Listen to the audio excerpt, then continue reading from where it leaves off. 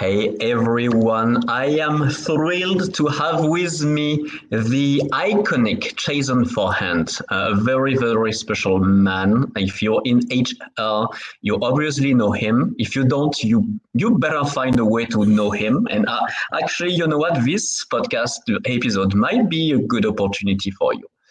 I'm a talker, right? If you know a little bit about me, you know when I start talking, I hardly can stop. That's why I tend to let my guests speak as much as possible. But before that, I will just start things up. And okay, before I go and introduce you to our audience, Jason, would you like to say a few words? I'm just thankful to be here. I knew from the minute you and I connected and started talking, we were fellow misfits, and it was easy to have a long conversation, and we could keep going on. And I knew that it would be more conversations to come. So I'm thrilled to be on the show, and I appreciate you, man. And likewise, like as you mentioned, we clicked right away. It was like obvious. Well, it makes sense. You're a proud misfit. I'm a proud misfit. It was obviously a fit from the sky. So before I introduce you, I would love to warmly welcome our common friend CJ, Dr. Constance Leyland herself, Level Up Education Queen. So thank you so much for joining us. Despite a very packed schedule as usual.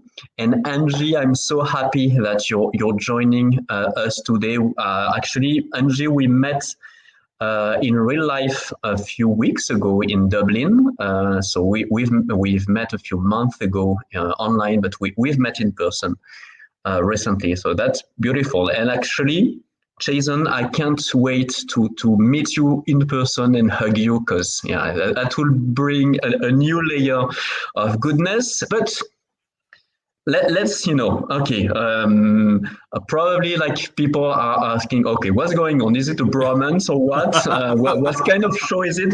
No, it's all about Jason. Just I have deep appreciation for Jason, like for all of my guests so far, to be honest. But okay, let me explain to you who is Chason, at least from my humble perspective. So he's one of my beloved Hounds of Business brothers and fellow members.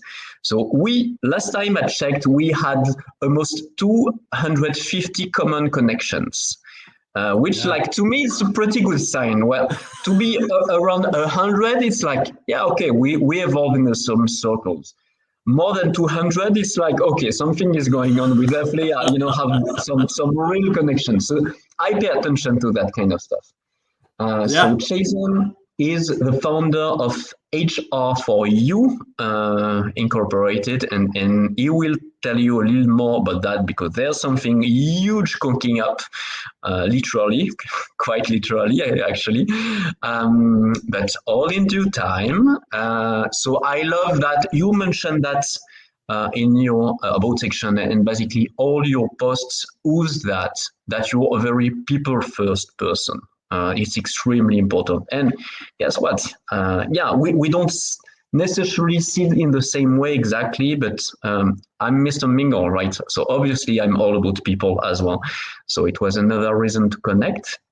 You're a global goodwill ambassador in between other things, right? So ambassador of goodwill globally, of course, you want that around you. And one thing that really resonated in your about section, I love that what you finish with, do good, be kind, spread joy. So very powerful. Super simple, super powerful. So that's Jason for me.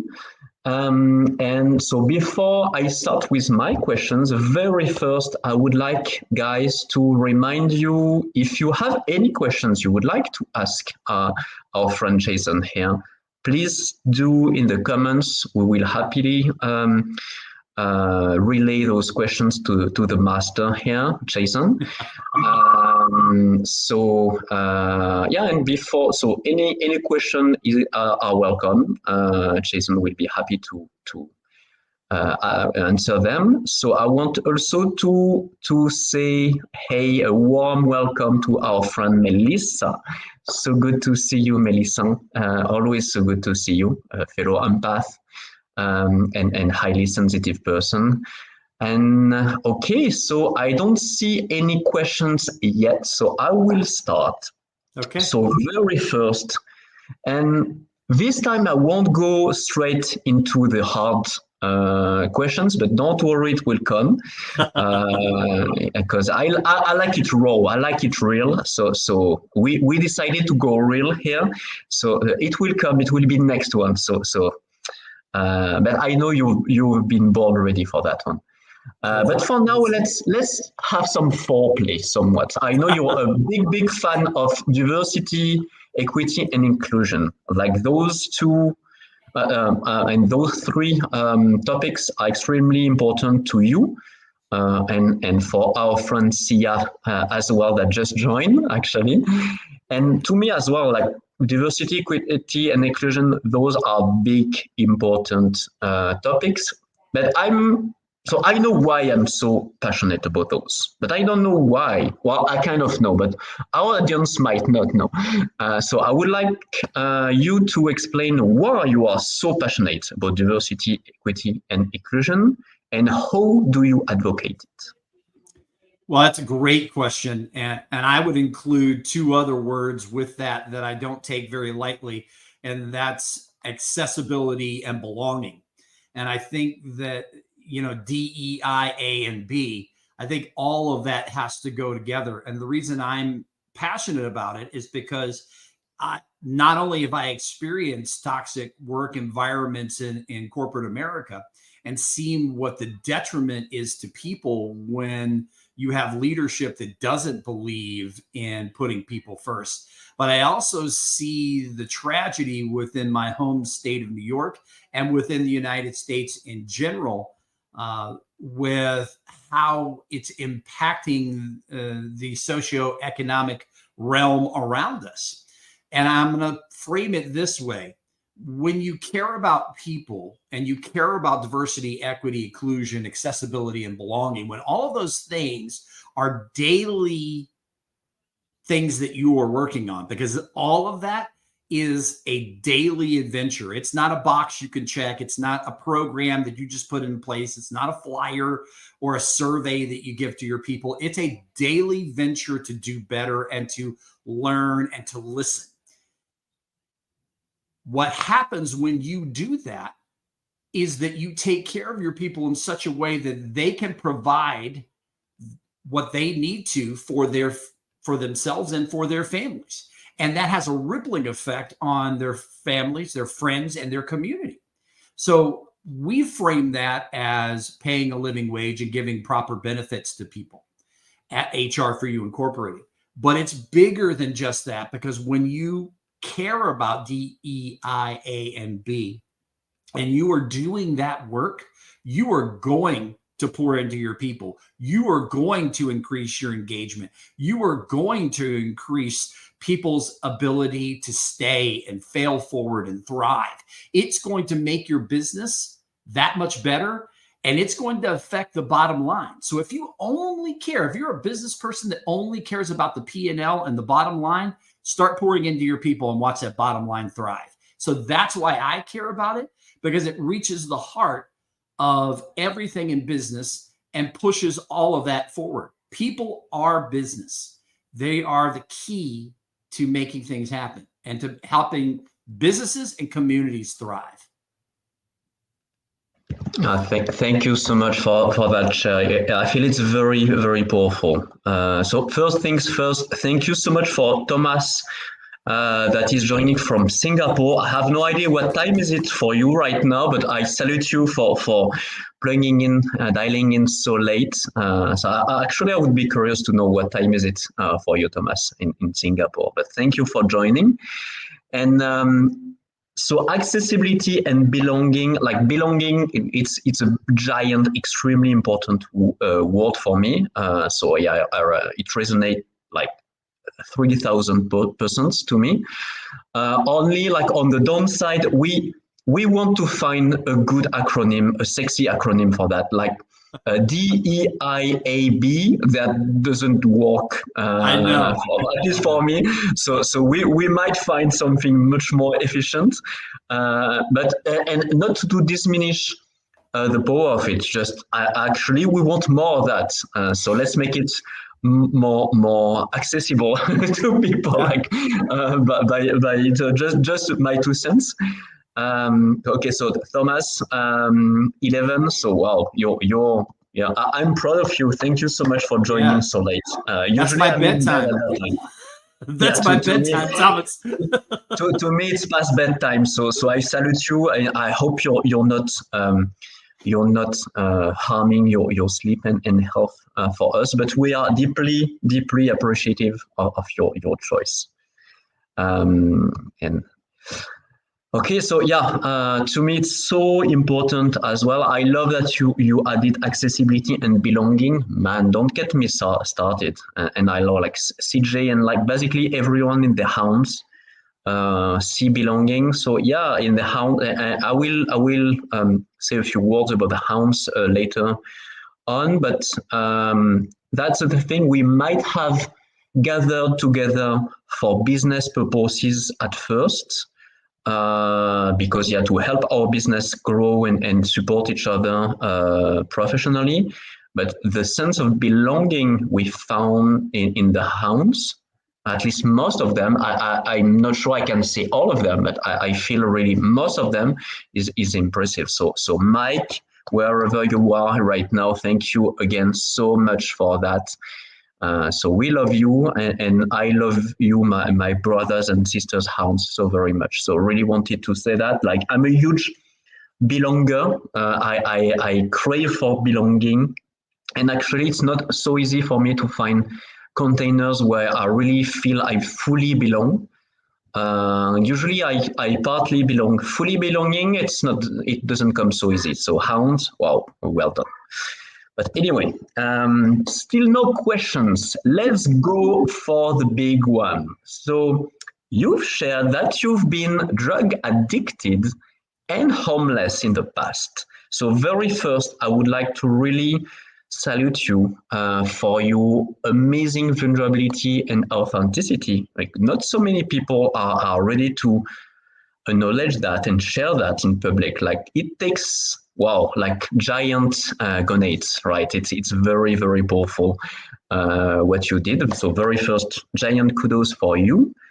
And then so I don't know. Maybe you want to share a little bit about that, about the story, how it happened, etc.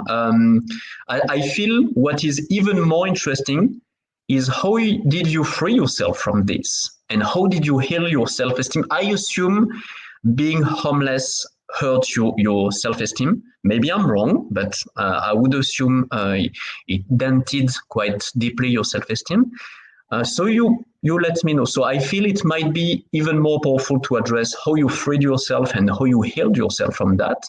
But you treat that topic however you want. It's yours, right? It's your story. So be my guest. Well, I will be brief, but I will say this, that um, I came from a lot of childhood trauma. We all have our journeys, we all have our stories. But my real mother abandoned us. She was physically and mentally abusive and abandoned us when we were very young.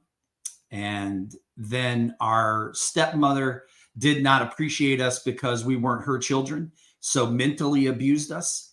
And I carried that trauma with me and did not know how to deal with it and started acting out.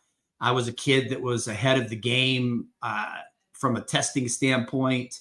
I aced all of my classes, got into honors classes early on in school, made excellent grades, and yet I was struggling. And it really came to head in high school because I started taking drugs. And that just created even more situations that were bad. And it became a full-blown addiction once I got into college. And I don't even know how I made it 3 years in college, but in my third year of college, I had to drop out. And this is not something that's easy to talk about, not because, more so because in my family, we are very guarded and we keep stuff close to the chest. So until last year, I really didn't talk about this at all. I hadn't mentioned this to people. I didn't talk about this openly. And LinkedIn has changed, and my view on how I can help others heal and how I can heal myself and how I can push the narrative forward for the great work that we're doing with the nonprofit to heal other people. That was where I stepped out of my comfort zone, and I continue to step out of my comfort zone. So 2023, I just made the decision that I'm not going to live comfortably. I'm going to do the things that stretch me and are going to help me grow and help me learn and help others potentially in the process. So I talk about it more frequently than I ever have in my life. And I'm not proud of it, but I am proud of the journey and where I am now and using it as fuel, because when you're an addict, your addictions just move with you. So when I've been clean this year in May, 33 years. When you don't change the fact that you have an addictive personality. It switched from being drugs to being weight. Here's a person who I was an athlete. I played a lot of sports. I got injured early on, but I knew about nutrition. I had certifications. I'm in the culinary arts. I knew better. Yet at 5'8", when I was at the peak of my performance, I was 225 pounds with less than 5% body fat, running 8 miles a day, playing all kinds of heavy sports. And I got up to 400 pounds and I just ballooned. And the weight goes on like that, especially when you're not paying attention and you're allowing your life to change and you're not focused. And I had to learn. I still was not dealing, even though I was dealing with the drug addiction piece, I was not dealing with the fact that I'm carrying this shame. I'm carrying this baggage. I'm carrying this heavy load and burden. And I haven't learned how to switch it and be okay with the person that's staring back at me in the mirror to move forward and use that addiction and use that personality and use my ADD, OCD, ADD, all of those things to focus on something positive. And more I read, and the more I started battling and using my faith and other meditation, journaling, faith, asking for help. So getting around to the question you asked originally, asking for help and being in that place where I understood I could not do it alone. And then allowing that it took me 2.5 years to lose the weight. I still have 35, 37 pounds I'd like to get off. And I'll be below what I weighed when I was in the best shape of my life. And then getting to the place now where I focus that all of that neurodiversity and all of that addiction, that addictive personality into funneling for good and to striving to do great things with the nonprofit and helping people with my HR company. That is where I thrive now. And that's how I've taken that journey and pushed it forward. And I will say it makes my family uncomfortable, because some of my family are on LinkedIn and I've had family members block me. I've had family members be like, hey, you know what? I don't want to hear this. I don't want to see this. And so they won't take my calls. It's okay. They have to do what they have to do. And I've got to do what I've got to do to move forward. I'm not going to shy away from what facts are and what happened in our lives and bury it, because it's not healthy. It's not healthy to do that. So taking where you are in your life, realizing that you've got to, in order to move forward, you've got to get help. You've got to be okay with that person staring back at you. And you've got to take the skills that you've been given and that you have and use them to move forward. That's that's powerful. And I hope if one single person hears me speak about this and it helps them to do the same thing, then that to me is a huge victory. Wow, I love that so much. At very first, I would like to once again salute you for your vulnerability and authenticity, like sharing that story about your mom and stepmom. That's not easy feat, right? Not so many people are able to do that and able to do that so gracefully. And I mean it, right? Like you could go into pathos, or you could use it kind of make it a prop, but it feels right. It feels real. It feels truthful, and really want to acknowledge you for that. It's very powerful, and I love what you mentioned, the asking for help. And Angie mentioned that, right? It's so extremely important, but not so many people are able to do that. Like when I was bullied back in the days, I wasn't able to ask for, I wasn't able to express what was going on because I was blaming myself. I was full of guilt and shame and all of those nasty feelings. Plus, we were still in a society, very hush hush society, exactly what you mentioned with your family, right? Blocking you and going ostrich, hiding their heads in the sand, like pretending it doesn't exist will magically make it disappear. Like, when did that ever happen, right? That just hiding your head in the sand will magically dissolve all problems. No, actually, it's make them even bigger. It's make them faster. It make the decay and entropy even worse. So yeah, I feel it's very powerful the way you were reacted to that. That okay, you know what, guys, it's on you. I do what I have to do. If you don't like it, it's your problem. I won't budge. I won't move an inch. I will just keep doing my stuff. If you can't handle it, well, it's on you, guys. I can't do anything for you. I can't do the heavy lifting for you. So at least it's how I understand, right? But yeah, very very powerful. Wow, that was like goosebumpy stuff. Oh, thank you. And, Well, I mean yeah. it sincerely. It is. I don't love my family any less, and I don't love the people that don't respond to this any less. I think that you can't carry anger and hatred. I really dislike that word. You cannot carry those negative emotions around with you because they're just as harmful as your addictions or anything else. They become this seething that starts to press on you and become baggage. So you've got to release that when you're cutting it. As Mike said, I kind of saw off the corner of my eyes. The comments are going so fast, I just kind of catch them every once in a while. But Mike talked about pruning. And, when you do some of the things that you've got to do to prune, I realize that I do that not with a heavy heart. I do that as an act of love for myself and for those around me. I wanted to say this too, because early on, there's been so many comments, but early on, Thomas Hoon asked about a DEI question. And I don't know if we can get to that or you can see it because it's so far up the ladder.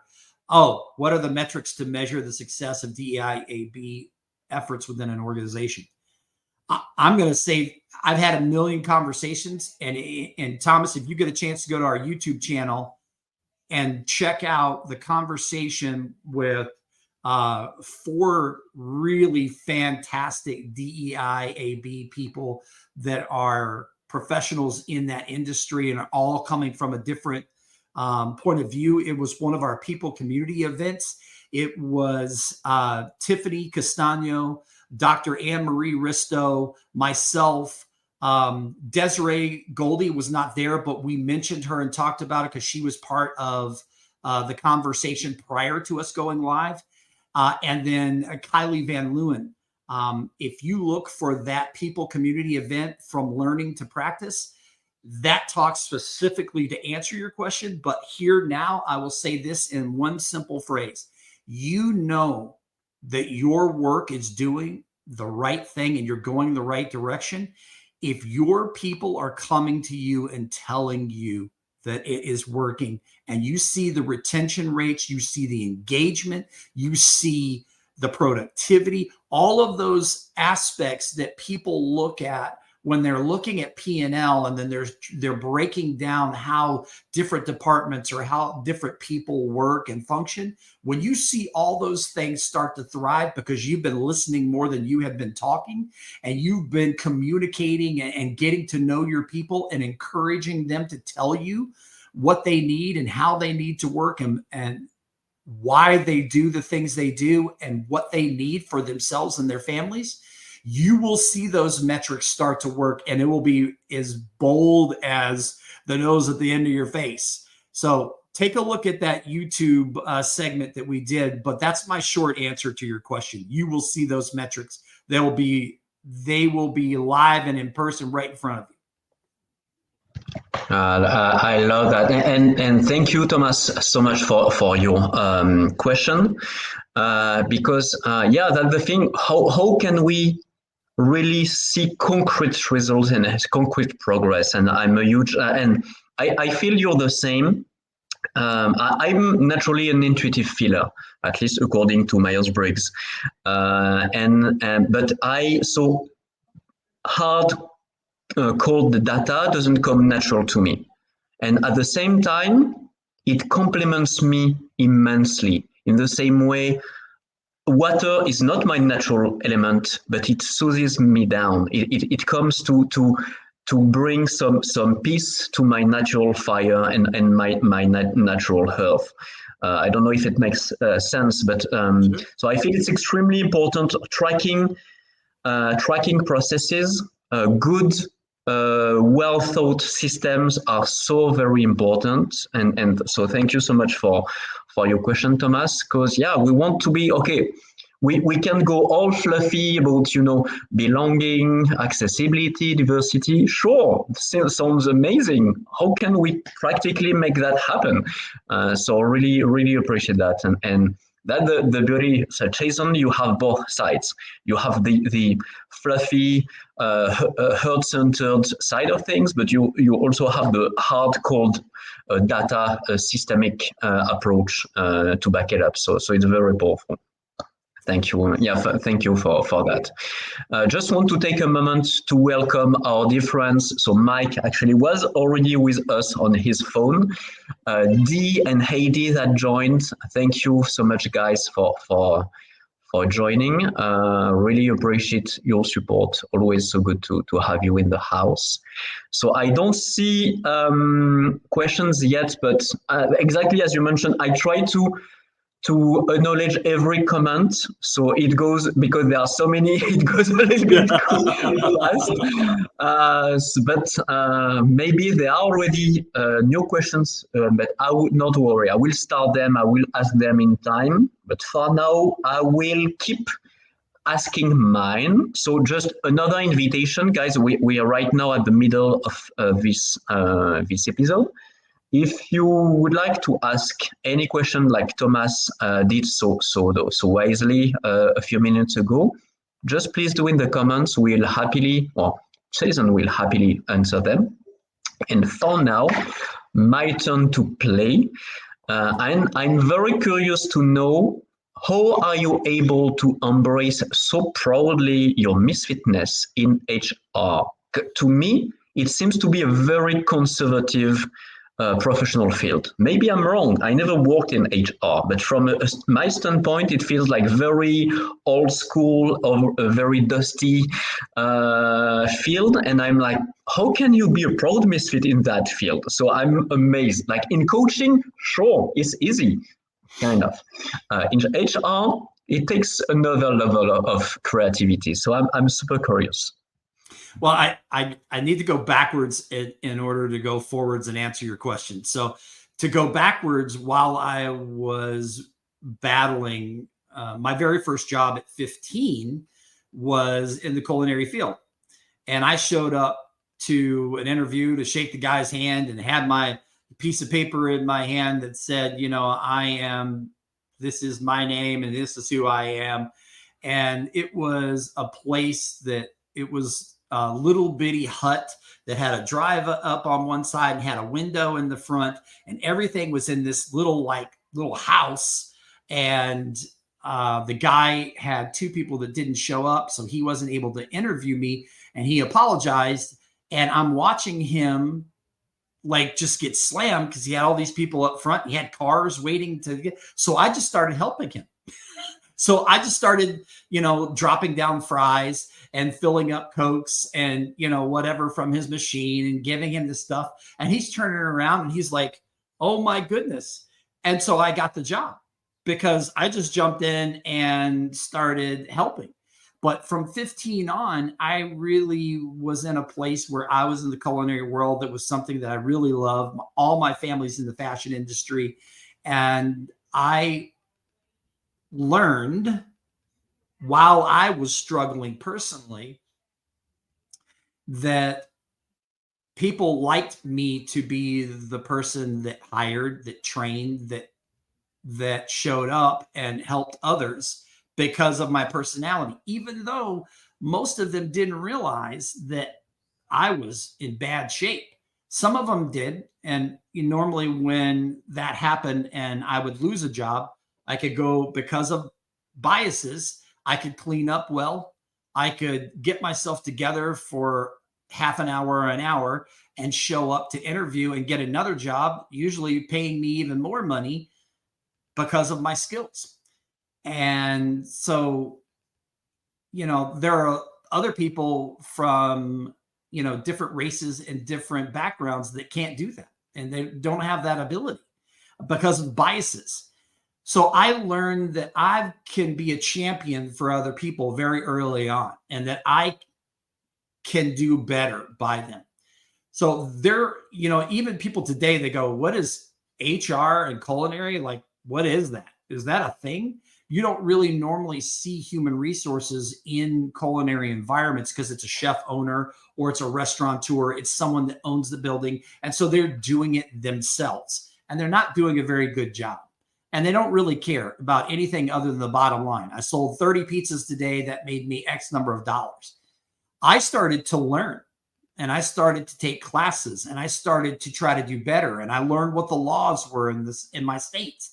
And I started to grow, and that became a career. And then eventually it became something where I opened my own HR company, which now only does work with social good entities, B Corps and other nonprofits. But in 2022, the reason I started, our nonprofit is because I wanted to make sure that we can work past some biases and get people from underserved communities the ability to have real, actionable living wage jobs and to be able to take care of themselves and their families. That way we can defeat homelessness and poverty and food insecurity. We can have a rippling effect on them, their families, and their communities. So to me, it was a long journey of getting to where I am now, but understanding that, normally, like you said, it's a dusty old thing in some cases. And then I've met people, like I mentioned, some of the ladies that I mentioned before, and some of the people that are part of our partners, and probably people that are in the Hounds and other groups that are watching this, that are really striving to make a difference in human resources. My motto, my hashtag for my HR company is keep the human in HR. And that really stands out for me because it is called human resources for a reason. And I think there has to be you have to put people first. Yeah, I love that so much, and that's the thing. So actually, it one of our common points that I also worked in the culinary world for some time. I worked with Michelin star restaurants in France, in south of France, and that's the thing. For people that never worked in that environment, that their work culture is absolutely awful. It's one of the worst work culture and one of the worst ethics I ever witnessed. Like the brigades culture is absolutely awful, and it doesn't change if they are if they are more successful. Usually it gets even worse because they have even more pressure. They will do everything to keep their stars and get even more. They might even consider selling their own mothers for some. Or at least it definitely looks like it. So it feels so extremely important that some people like you try to change that and really bring some humanity, some humaneness in this world, which needs it so very much. So thank you so much for that, and not just the culinary world, right? Not only restaurants and places of food. It goes far beyond that, but it's a starting point, and that specific field really needs it. I feel it's starting to evolve somewhat. I believe it's is called Monty Moran, the ex-CEO of Chipotle. He's a guy, a very fascinating guy that at least try to change things at his own level.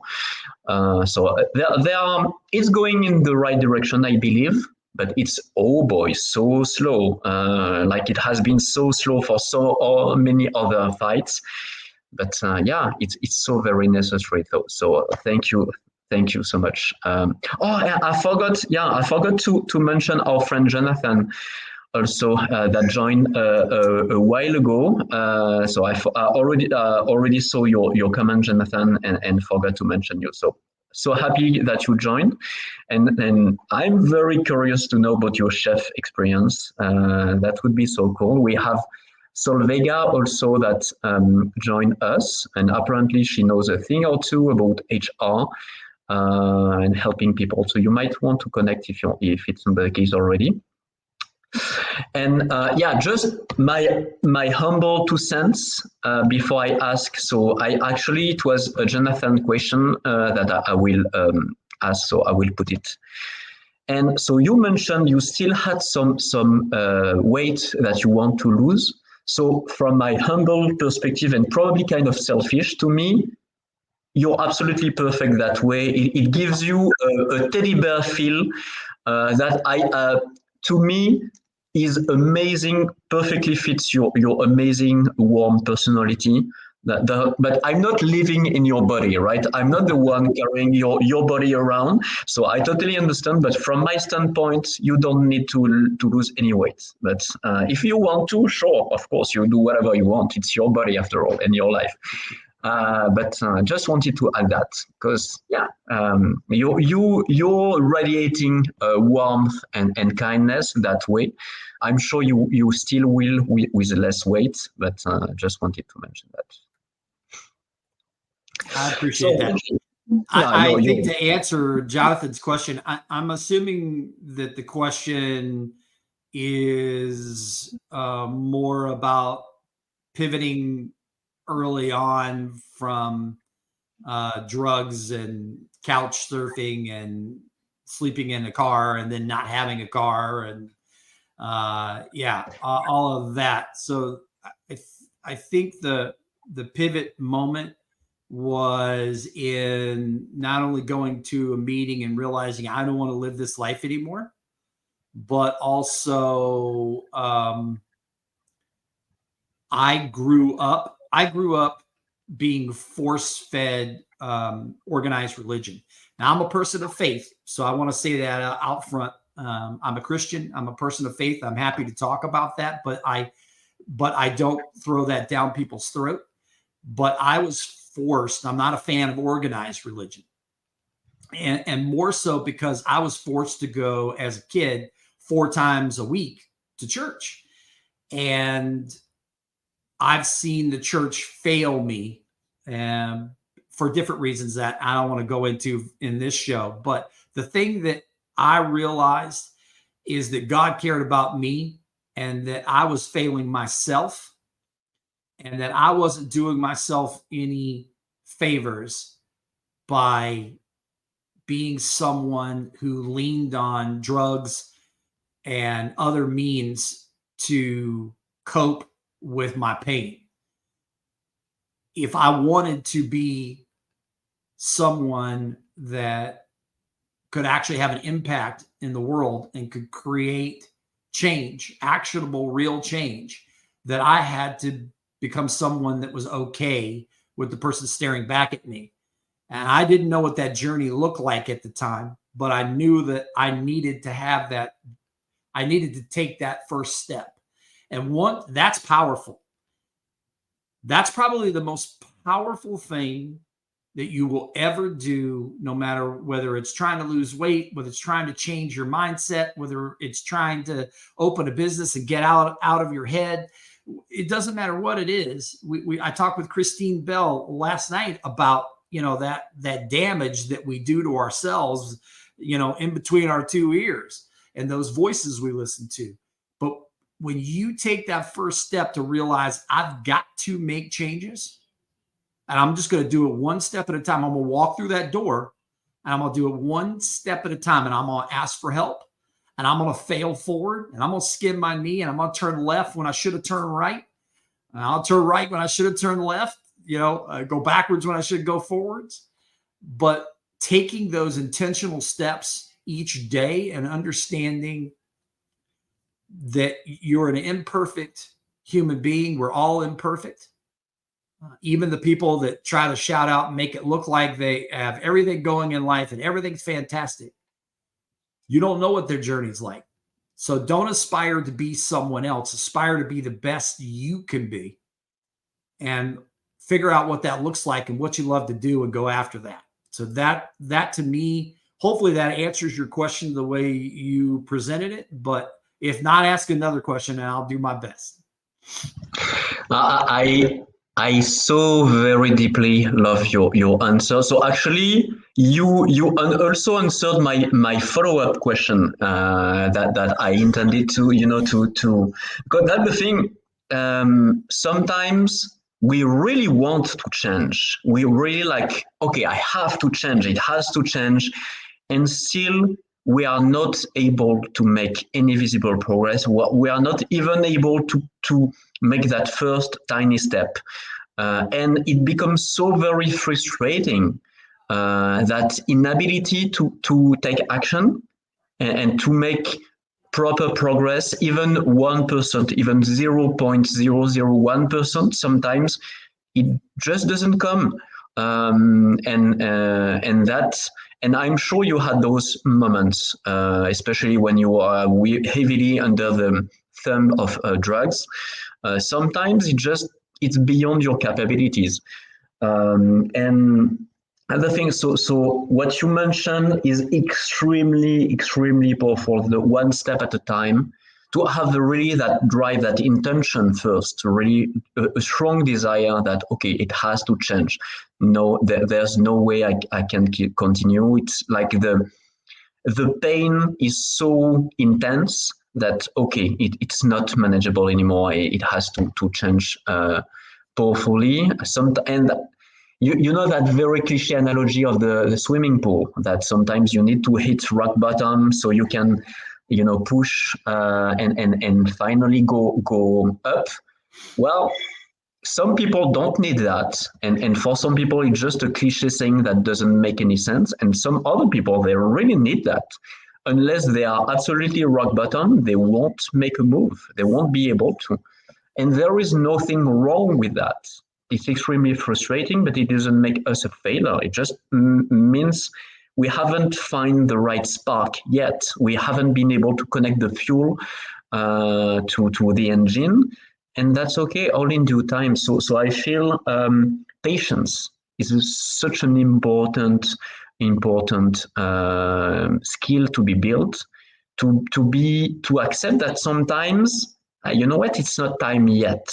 I'm not ready yet, and not using that as a lousy excuse to not take action, but like right now I still can't, and that's okay, and trying to exert some forgiveness and self-compassion. And okay, tomorrow I will make it work, but today I just can't, and that's okay. I'm not a failure for that. I'm just a work in progress or a work of art.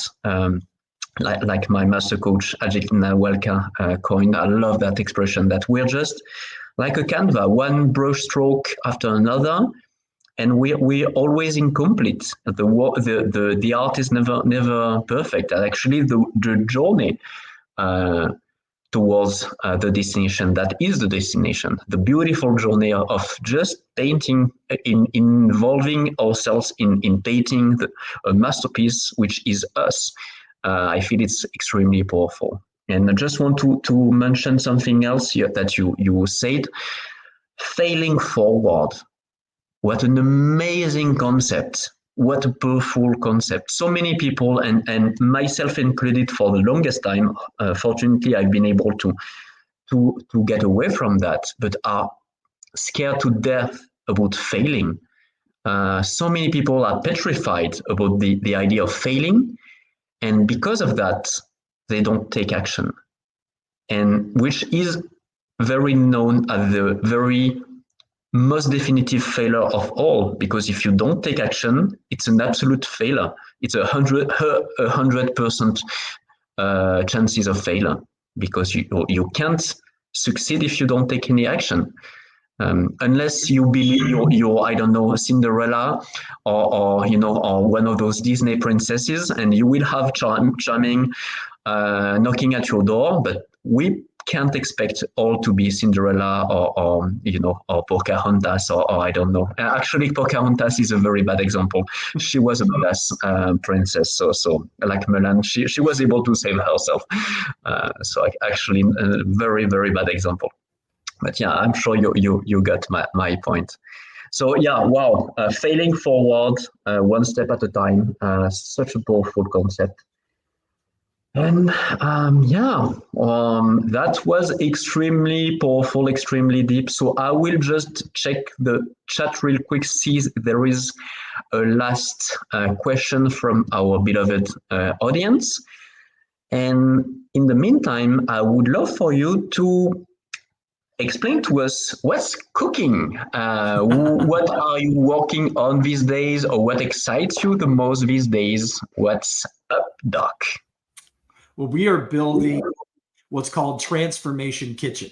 So we'd love to have one of these in every single country and almost every single state within the U.S. But we're going to do the first one in the Hudson Valley of New York, in my backyard here.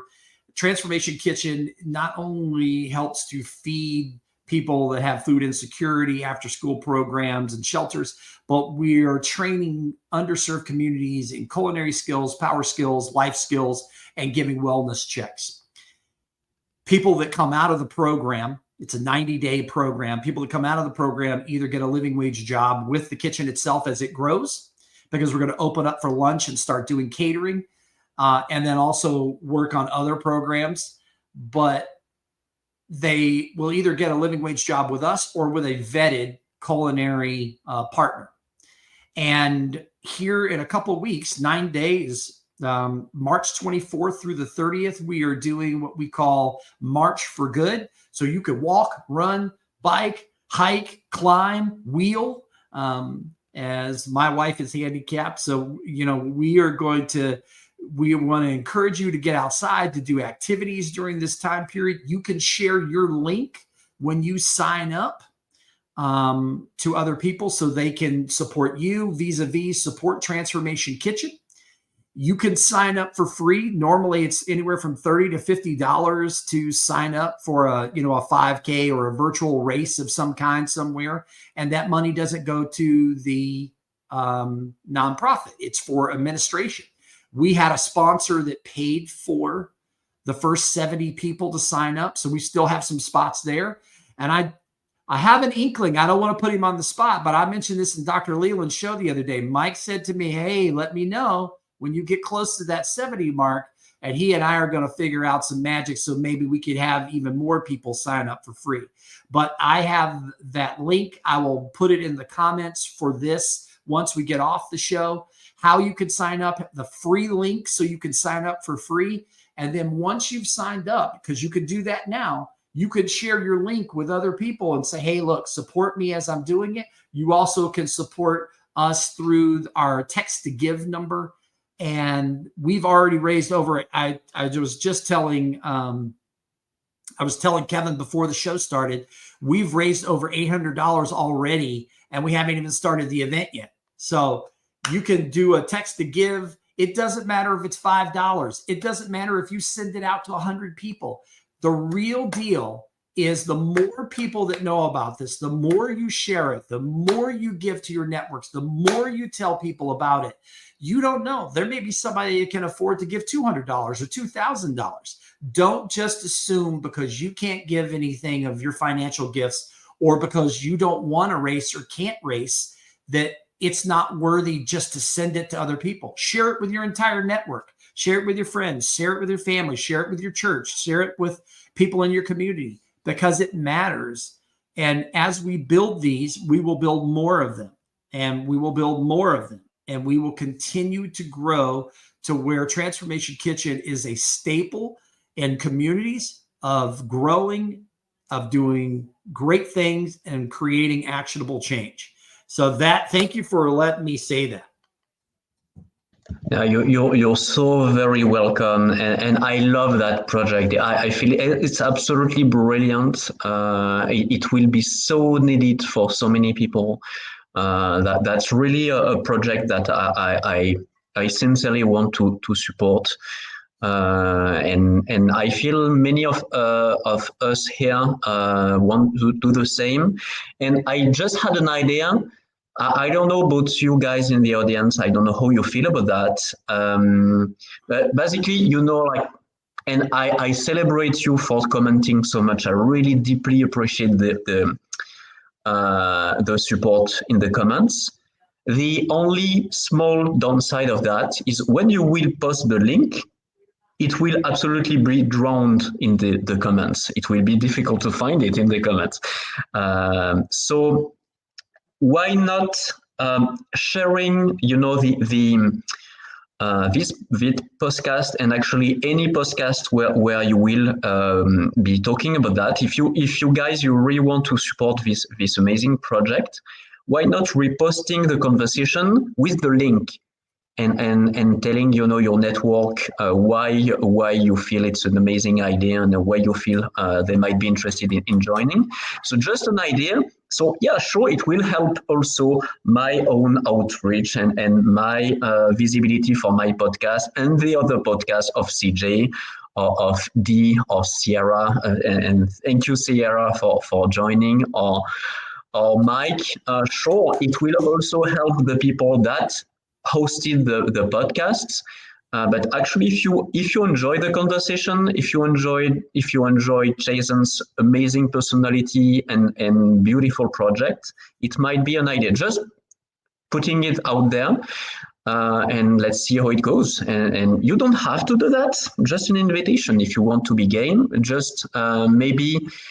Chason, you could send me as a DM the link, and we'll see how it goes, and I'll share it on the Hounds of Business platform. So okay, before I forget, because we are almost at the end of this show, but just so you know, we still have room for one last question, guys. So last call if you want to ask a question. To Chason. If you don't worry, I got you. I still have a couple handy. So if you want to connect with Chason, this is his link, but probably it's much easier to find it directly in the event profile stuff. Now, this one is much easier to remember, actually. This is HR4U website, highly recommended, obviously. And if you're not already a part of the Hounds of Business and you would like to know more about this community of weirdos, heart-centered entrepreneur weirdos, just come to me, come to Mike, come to D, come to yeah, any hound you meet, and what are those hounds about? Do you gather and howl to the moon together? So actually, we might start to do that. That would be super cool. But no, it's an amazing community. It's absolutely free to join. Just you need to be heart centered and an entrepreneur, or having a entrepreneur mindset. At least you have a project, something, a mission bigger than you that you'd like to promote, then just jump in, just join our favorite big dog, Mike Ashabrana. He is our proud leader, pack leader. So any other members, if you are interested in the hounds, what we do in the hounds, how do we support each other in the hounds? So I actually, because many people in this call that has been commenting are part of the hounds. So you can see the power of support in action. Some of those people are genuinely big supporters of Chason and I.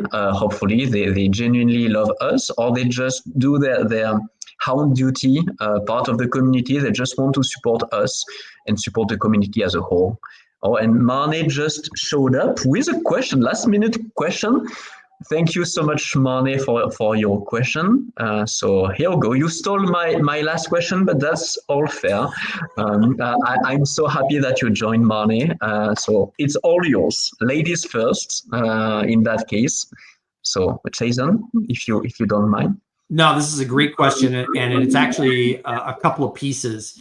One, every single morning and every single evening, I spend time meditating, praying, being grateful, really talking. And I do this with my wife. My wife and I have been together for 25 years.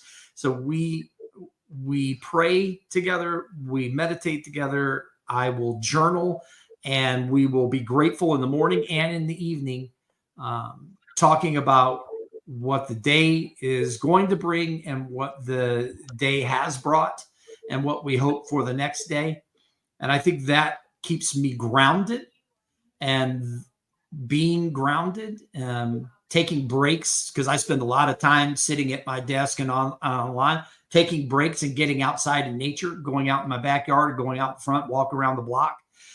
There's a dog park across the street from me, walking and just getting out. That, to me, getting out in nature has a lot to do with my well-being and being connected, because I grew up, you can only see a little bit of the gray. You can't tell how old I am, but trust me when I say I took a typewriter to college. So that shows a little bit of my age. But I will say that, when I was a kid, there was no such thing as gaming units and TV stuff. We weren't allowed to watch TV. So I couldn't wait to get outside. I couldn't wait to go ride my bike. Couldn't wait to do things out there. So nature has always been great for me. And so I hope that answers your question. So at least from my perspective, you totally did. I don't know about Marne, but yeah, and I actually, it's very interesting when you mentioned that, and you also mentioned meditation. Actually, you probably have heard that saying that people should or would be very wise to meditate half an hour a day. And for the people that are extremely busy, they better meditate actually 1 hour a day. Because they are so busy, actually meditation will be, probably they would need an extra helping of that. And you know what? I have the feeling nature the same. That I'm a giant city boy. I lived my whole life in cities. I love the city life, really enjoy that. And I'm not entirely comfortable with nature, to be honest, at least for a long time. But I feel actually I need it even more because I'm so disconnected from nature. So food for thought. Maybe if you're living in cities, if you have been living in cities for a long time, maybe you need even more nature than people like Chason that have been used to. So So yeah, I just wanted to finish on that. I know you have another, no, I believe you have another meeting right after that. Maybe I'm wrong actually. Maybe it was yesterday. It's a global time chaos. So I'm all, I don't know where I live anymore. So maybe you don't have to run and rush. I just assumed. But in any case, we want to respect your time, guys.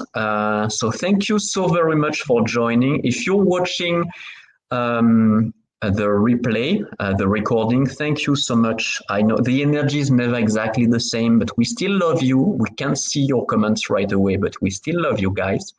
So thank you for joining. Chason, thank you so much for your vulnerability, for your grace, for your authenticity, and for your beautiful kitchen project, transformation kitchen project. That's an amazing. I can't wait for it to start and to be able to support you.